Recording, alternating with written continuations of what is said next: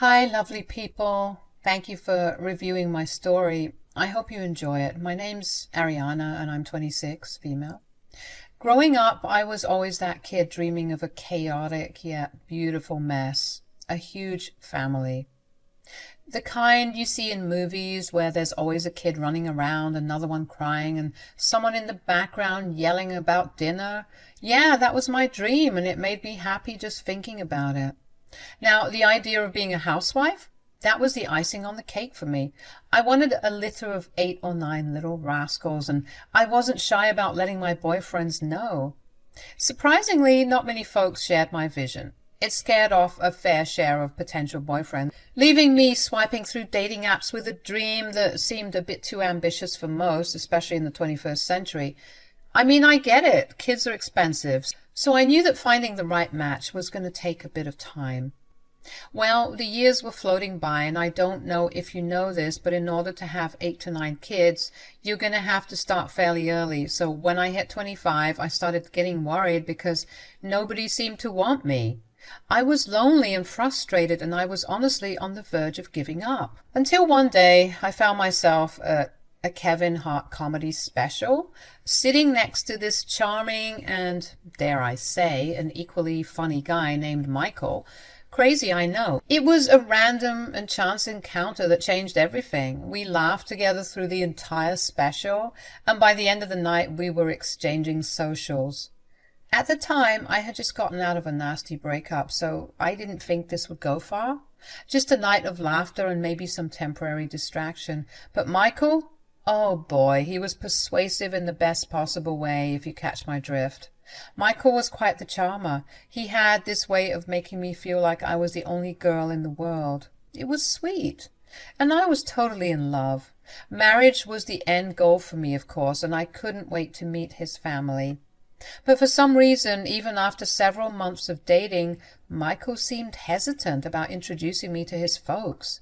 It was weird. I mean, we were serious, right? I kept on bugging him about it, asking why he was keeping me hidden from his family. Dodgy answers and sidestepping became his thing. One day I just couldn't take it anymore, and I demanded, "At least let me meet your mom." That seemed to scare him a bit. I pressed him, asking what his problem was, and well, let's just say that turned into an argument. "Michael, we've been together for months now, and I still haven't met your family. What's the deal?" "Don't come at me with that. I'm probably never going to meet your family, so why are you rushing me?" "That's not fair, Michael. You know I don't talk to my family like that. But you're good with your family, so what's the hold-up?" "Ariana, it's not that simple." "Come on, it's time. At least let me meet your mom. What's the big secret?" "No!" "Excuse me?" "Look, Ariana, my mom is different. I've been avoiding this because I knew it might complicate things." "Different? How? Complicate things? How?" She's got some pretty backward views, you know. She might not be comfortable with us being together." "What do you mean?" Ariana, she's kind of racist. I know it's messed up, but that's just how she is." "What? I didn't expect that at all. You're serious?" "Dead serious. I didn't want to bring you into this mess, but I also didn't want to lose you." "Just when were you planning on telling me that your mom is racist?" "Look, Ariana, to be honest, I didn't even know that we would be together this long." "Excuse me?" "No, wait, that came out wrong." "You think? Is that all you ever wanted? To hook up with a Latina and then leave? You're sick." "Ari, please wait, hear me out. I was scared, okay?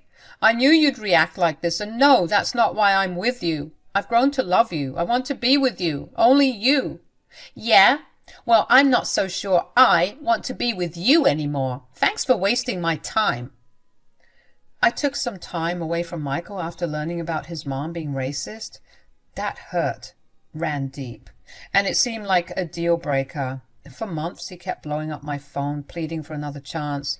His consistency told me that he was being genuine and that he really cared for me. I'm not going to lie, I felt kind of special being chased after like that. and that's on daddy issues. So I was falling for him all over again. I told him that we could get back together on the condition that we meet his mom. When he agreed to introduce me to his mother that very same day, I was cautiously on board. It was both surprising and touching that he was willing to fight for us. I half expected him to flat out say no, like he always did, giving me the strength to reject him once and for all.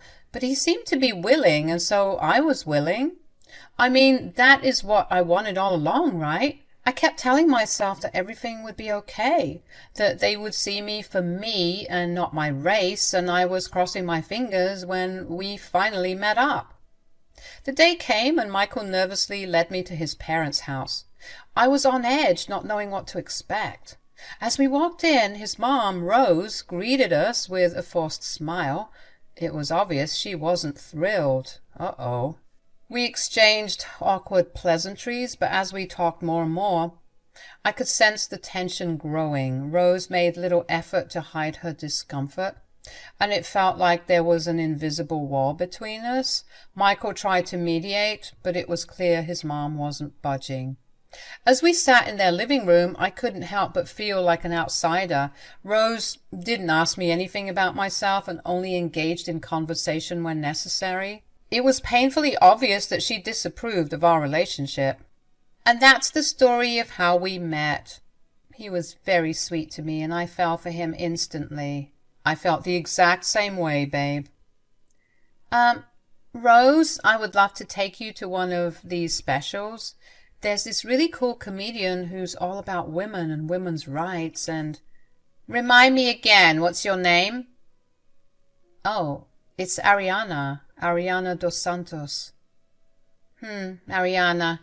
Michael, I'm not going to lie, I'm a bit disappointed. Mom, can we just enjoy dinner? Ariana's an important part of my life. Well, let's see about that. What do you do for a living, Ariana? I work in marketing. It's... marketing. I thought your people... What about my people? I'm just saying I never would have pegged you for the marketing type. Is that even a stable career, Michael? Mom, Ariana's successful in what she does. You have to respect that. And your family, Ariana, what do they do?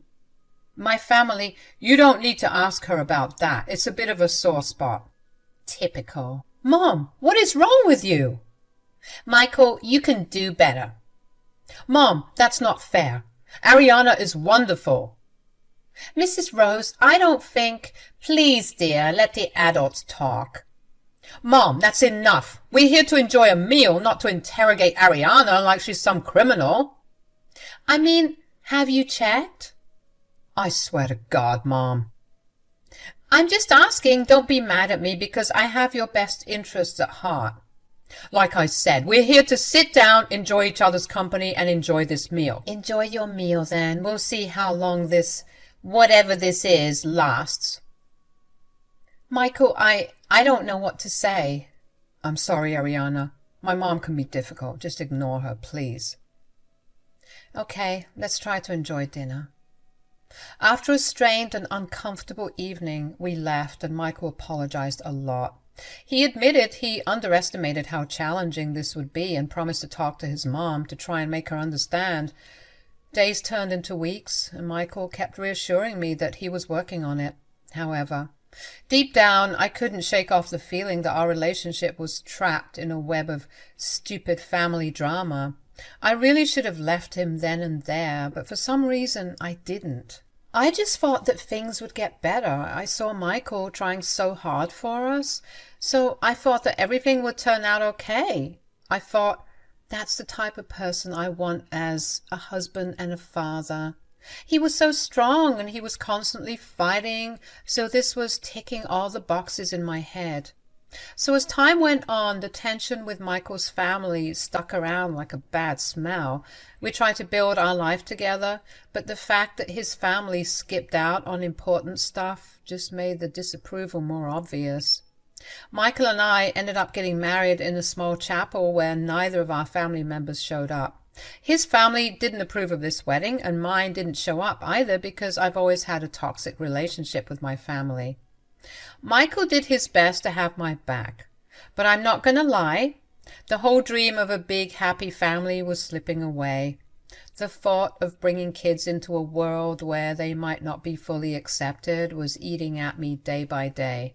Talks about starting a family turned into quiet thinking sessions. I just couldn't see myself bringing kids into a world where they might not be fully accepted. The memory of my wedding day just added to the heavy load on my mind. I tried to push down those feelings, but it was tough.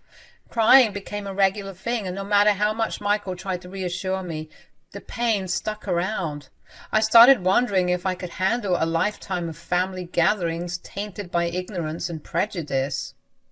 Michael, always looking on the bright side, kept thinking things would get better, but deep down, I couldn't shake the sadness. A couple of months went by and I found out I was pregnant. You'd think I'd be over the moon, right? Well, reality hit differently. The happiness was there, sure, but it was tangled up with loads of worry and stress. The constant fear of how my in-laws, especially my horrible mother-in-law, would react to this news stole the pure joy that should have come with a wanted pregnancy. I felt robbed of the life I wanted, and it made me sick, not just metaphorically. Stress got the best of me, and I couldn't shake the fear that it might affect the pregnancy. Every little thing felt like a potential threat to me. I couldn't help but wonder if my constant stress would take a toll on the baby's well-being, and I hated myself for worrying so much. But I also hated Michael's family for causing this crap in the first place. And then there was Michael. I get it, dealing with a partner who's practically a tear factory isn't a walk in the park, but with a husband like him who needs enemies. I sensed a bit of resentment from him because he was juggling working and taking care of me. I tried to be better, to not unload my worries on him every day, but it seemed like the resentment was growing no matter what I did. Even if I bottled up my emotions or didn't tell him about the several meltdowns I had that day, every time he'd come home, he seemed to just be irked with me. Michael, what's wrong? You've been acting off lately. Can't you see I'm dealing with a lot? I don't need more stress. I'm just trying to help. What's gotten into you? You're always on my case, Ariana. Can't you just give it a rest? I'm sorry. I didn't mean to bother you. I just thought we could talk. It's been so hard with the pregnancy. I don't know what to do. Isn't this what you wanted, huh? A big happy family? Didn't you know that this is what it took? What's that supposed to mean? You're always crying and complaining and crying some more. It's exhausting. I know. I've been going through a lot and I've been doing the most. I can't help it. Really, I'm not doing any of this on purpose. I'm sorry, Michael. No, I shouldn't have yelled. I've just been stressed out. I didn't mean to take it out on you. I'm sorry, babe. Please don't be upset.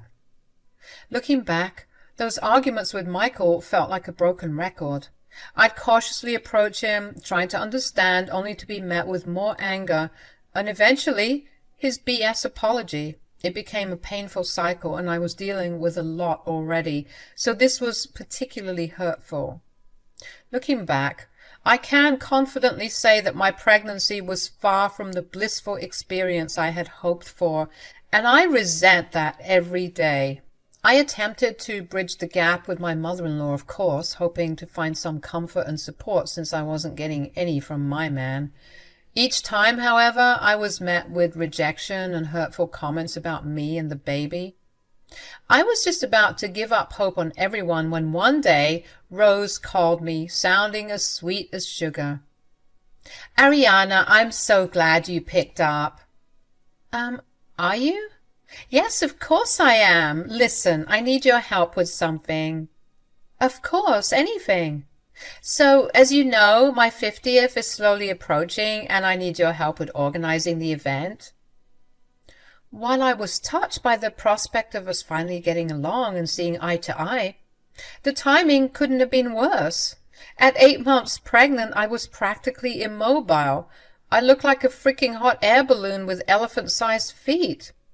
I spent most of my days resting and lounging around because I physically couldn't move. When I told her this, The OG Rose made a return, cussing and yelling at me and calling me useless. "Is that why you were sounding so sweet just now, because you needed help? Shame on me for thinking you'd actually change, Rose. You're just like your ancestors." "You say that like it's a bad thing. Thanks for nothing, as usual." I was so ready to give up on everyone and everything. But I felt trapped because I was heavily pregnant with nowhere to go and no one to truly rely on. I was just waiting for the day I'd give birth to my beautiful baby so that I'd at least be a little bit happy. Another month went by and I was at Rose's 50th birthday party with Michael, standing at the entrance. It was the first time I had seen him smile in months, and I was looking forward to spending some quality time with him. Maybe it was all the excitement, but just as we were about to enter, I felt something strange drip down my legs. My water had broken. Panic set in, and I quickly told Michael. He led me aside to figure out what to do, but I couldn't shake off the panic. Then came the moment that, looking back, should have made me slap him. Michael suggested I go ahead to the hospital by myself, while he spent some time with his mom for about 20 minutes just so he could enjoy the party a bit. He promised to join me soon. Stupidly, I agreed to this without fully realizing the risks, thinking that Rose would be so impressed with me for not causing a scene and for handling this daunting task like a grown woman. I made it to the hospital when my cramps had just started setting in, making this all too real for me. In no time, I found myself in a hospital gown connected to tubes, dealing with intense labor pains. I called Michael, practically shouting into the phone, demanding he get to the hospital ASAP. The situation was serious and I needed him with me. "Sorry, babe, but I'm not coming." "What? What are you talking about?" "I'm enjoying myself here. Figure it out on your own." "Did you hit your head or something? What's wrong with you? You sound like your mother." "Maybe I should. She's been telling me about you, telling me that baby might not even be mine." "What? What the hell are you talking about?" "You think I don't know how your people act?" "My people? Oh my God, your mother has completely brainwashed you, huh? Funny, I thought you were smarter than that, but I guess the racist apple doesn't fall far from the racist tree." "Say whatever you want, but I know your type. Girls like you just want to ride on my coattails, messing around with every guy in the neighborhood while I'm at work. You're disgusting." "Michael, please, I never cheated on you. This baby is yours. If you come to the hospital, we can prove it." "Don't bother. I'm gonna enjoy this party. My mom worked too hard on this, and I don't know if I can trust you." "Is that why you've been acting so weird, huh? Is that why you sent me here all alone, because you listened to your stupid mom? You're crazy. You should know better. What happened to us, huh? I'm literally shaking with pain for your child, and you don't want to see me? This is insane." "Don't call me back. I'm having some much-needed fun. All the best with that bastard baby." I was left speechless after that call, and the nurses exchanged awkward glances, probably feeling bad for the drama they unintentionally overheard.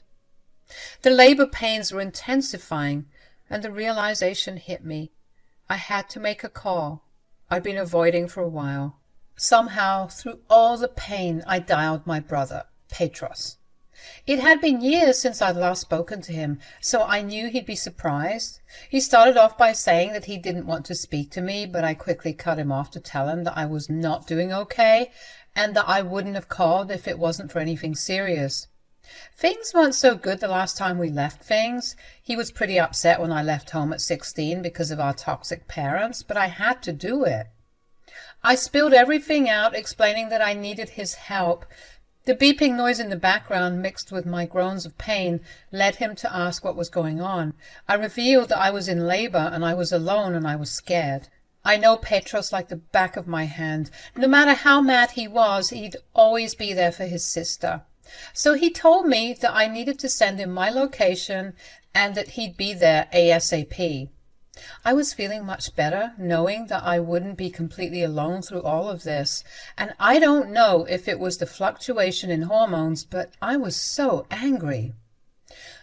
I was angry at Michael, at Rose, and at everyone and everything. Even while I was getting ready to push out a human being, my mind was focused on revenge. So before I cut the call with Petros, I asked him for one last favor. You see, Petros worked in the local police department and was climbing the ranks because I'd seen him make some appearances in the news and stuff. He was really killing it. I knew he had some connections that could help alleviate some stress. After a bit of convincing, he reluctantly agreed to help me out, clearly feeling sympathetic towards my problem. I told my brother Petros to shut down Rose's birthday party. I explained they weren't good people, and they clearly needed to be taught a lesson. Petros said he'd handle it, telling me all I needed to worry about was delivering a healthy baby, so I waited. About 30 minutes later, I was still cramping up, and Michael started blowing up my phone. When I answered, he sounded panicked, describing the scene like a SWAT team had torn everything apart at the party. Can you believe it? I don't know what to do. Hey, do you have a warrant for that? My mom is so upset.